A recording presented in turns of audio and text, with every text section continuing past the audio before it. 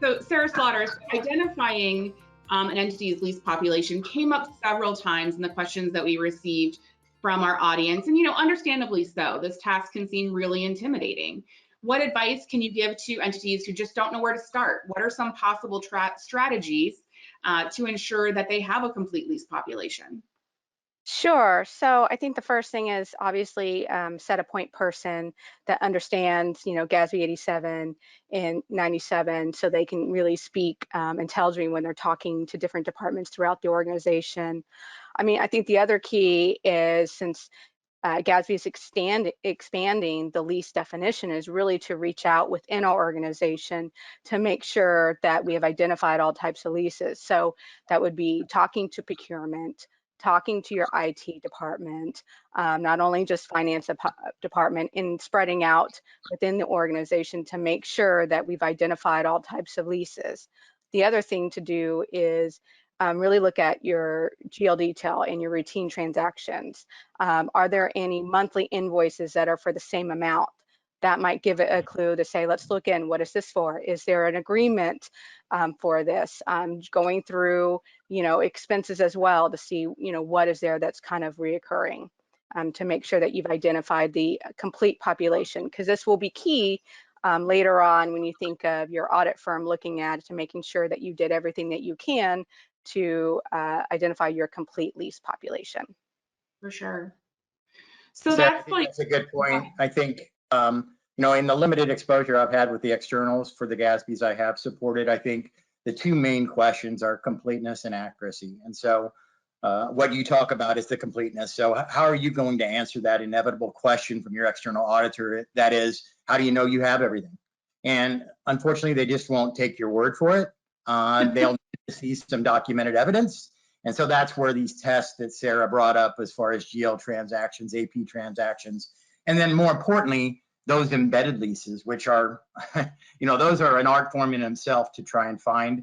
Those are contracts that don't say typically lease or rent anywhere on them, but they do involve the use of a vendor asset. And under GASB 87, we are required to find all of those too. And so, as you can imagine, that does take a whole of government approach in trying to find those, and you will have to speak to procurement, IT, perhaps even some vendors, et cetera, to get an understanding of what the arrangements entail.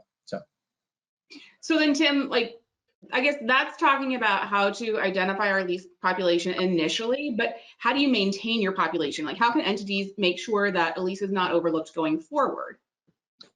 Well, and that's the kicker, right? And this is not a one-time event. This is not a race to a finish line. This is actually a race to a starting line. And once you adopt GASB 87, you now have this sustained compliance requirement, which for most organizations is going to be directly tied to their processes. So when we think about GASB 87 and even the other lease standards, I personally think of them as finance transformation. Because as a whole, the organization, the government unit, the university, whatever it may be, they're going to have to behave differently going forward. And that involves people outside of finance, which means, as you go through this exercise, you should be thinking about how you're going to sustain compliance and begin to document and draft the roles, the responsibilities, the policies that will govern it. All of that needs to be thought out and communicated in advance of the standard, so that everybody in your organization knows what their roles and responsibilities are when a lease changes, when a new lease occurs, when a potential embedded lease contract is signed. Those people in the organization know what to do with it, and they do that. Otherwise, you run the risk of readopting, and nobody wants that. And I think that's one of the lessons that we learned from the public companies that went through this, is that don't skimp on the foresight of how you're going to manage this over time. In fact, if you think of the public entities with the ASC 42 that were challenged, they were challenged because they failed to think ahead and they failed to prepare. And what they found is, at the end of the first year, they went in to look at their database of leases and found out they were all stale because they didn't have those processes and controls in place. So in essence, they ended up having to rediscover and re-implement their standard at the end of the first year because they could not rely upon the database. So to me, that is all process and controls, roles, responsibilities, and policy. And if you're not addressing that as part of the challenge, then you are increasing the risk that over time your database will become stale and you will have to go through some type of rediscovery of that. And I think another key takeaway that I got from that is maybe don't wait till the last minute. Exactly, yeah. And you know, change management is 95% of this, right? And so those that have dealt with change management knows that it's communicate and then communicate and then communicate again. And so the sooner you get that out, the better. Go ahead, George. I also want to chime in here because, you know, we talked about GASB 87 being very similar to GASB 96. Let's also keep in mind that this is also going to be a challenge for GASB 96. You know, the whole completeness and identification, right? And unlike leases, right, where you can say, okay, you know what, we're a smaller entity and we have 1 or 2 leases that we can identify. You know, the SBITAs are a lot more complex, right? There's a lot more of them, right? So you can look at, for instance, a company like Lease, where we have probably 2 or 3 leases out there, or you know, but yet if you look at the amount of subscription agreements that we have, you know, NetSuite, Salesforce, I mean, there's a multitude of them, and it's very difficult to identify those, right?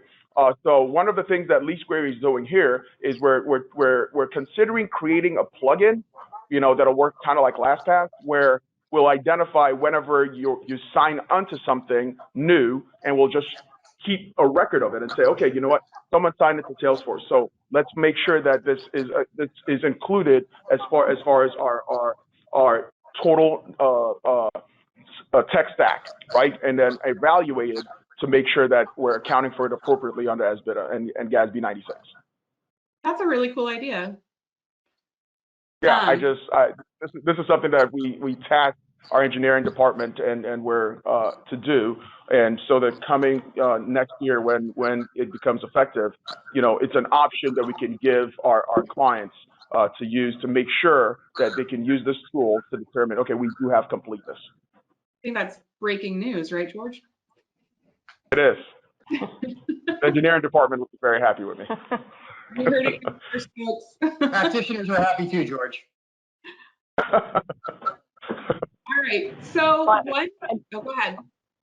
I was just going to say, I think something that I really picked up on that Tim had mentioned too was, you know, it's not a race to the finish line, it's a race to the starting line.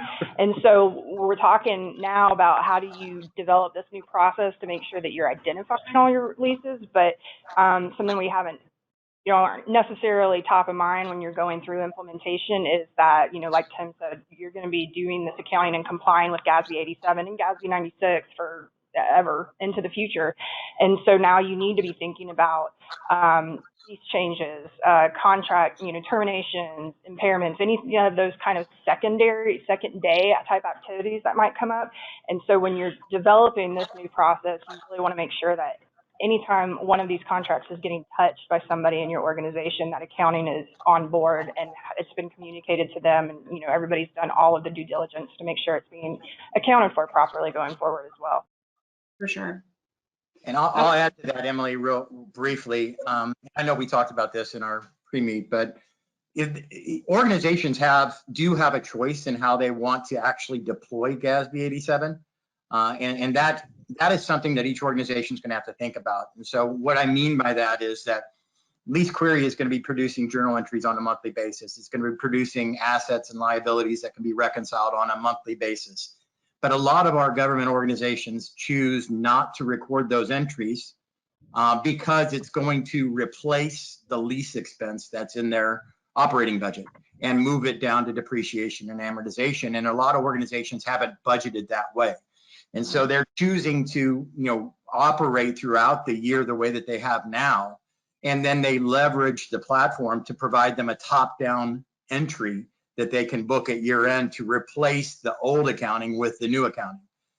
But some organizations may not want to do it that way. And so really think about, you know, your resources and your ability to commit and how that process will work, because you do have some choices. I personally do not recommend going to once a year, at least for the reconciliation piece of that. So, if you wanted to, hold off on booking the entries until the end of the year, that's fine. I would still reconcile on a monthly basis the assets and liabilities to the best of my ability, just simply because I don't want to try and reconcile a year at one time. But those are some of the things that you have to consider. And if you're not thinking about it as you're going through the adoption process, you may not be choosing the right answer that's right for your organization.